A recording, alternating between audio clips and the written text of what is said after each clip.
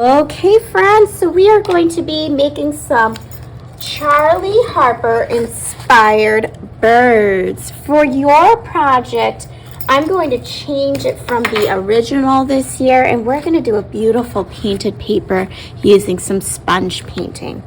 So what you're going to do is you're going to get a paper with your name on it and your messy mat. Your paper goes on top of the messy mat, and the most important thing for today that you need to make sure you do, so important, is that you make sure your name is flipped over on the back. The problem with our name being in the front is if we go to paint on this, it's going to cover your name up, and then we won't know it's yours next time. So make sure your name is flipped so it's on the back.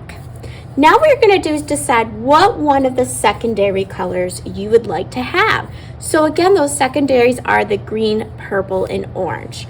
Once you pick that out, I will be coming around the room and giving you a dot of those two colors for you to mix with your sponge.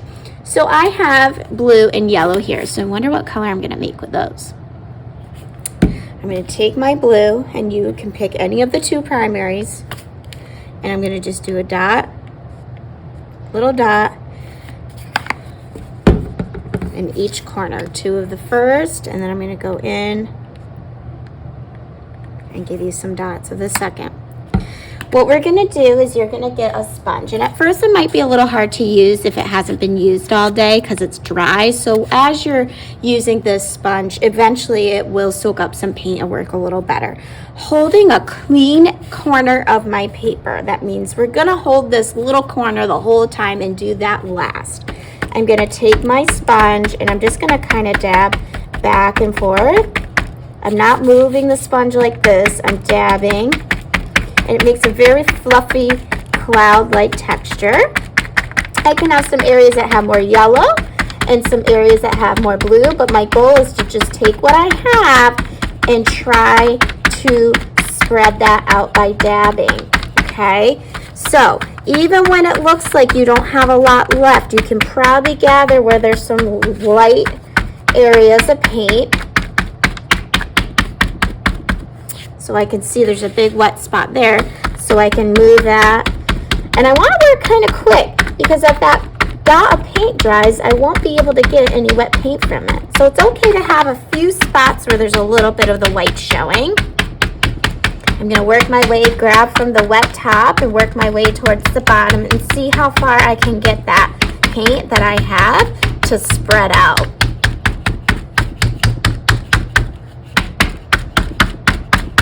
If at any point I've really tried hard and I really just need a little more paint, I will come around. You can raise your hand and give you a little dot because you really won't need much of one of your colors. So notice I'm getting all in the corners, all on the edges, and I have that placemat there. So I haven't worked towards that corner yet where my hand is holding because again, I'm going to save that for last. I'm going to see maybe up here in this spot, very lightly hold that. Try to find a dry area if you can to hold now that you get that bottom corner. Okay, so now we have one more color we're going to do. We're going to do white. And what do you think that white is going to do to our colors? The white is going to lighten it up, and we really don't want a lot, especially if you have a brighter color. Just going to do little dots, and then again we're going to dab that white in some spots to get some tint, some lighter of your secondary colors. So you'll see that what I end up making in some areas is green with that yellow and blue, and then this white is just going to lighten it in some spots for me.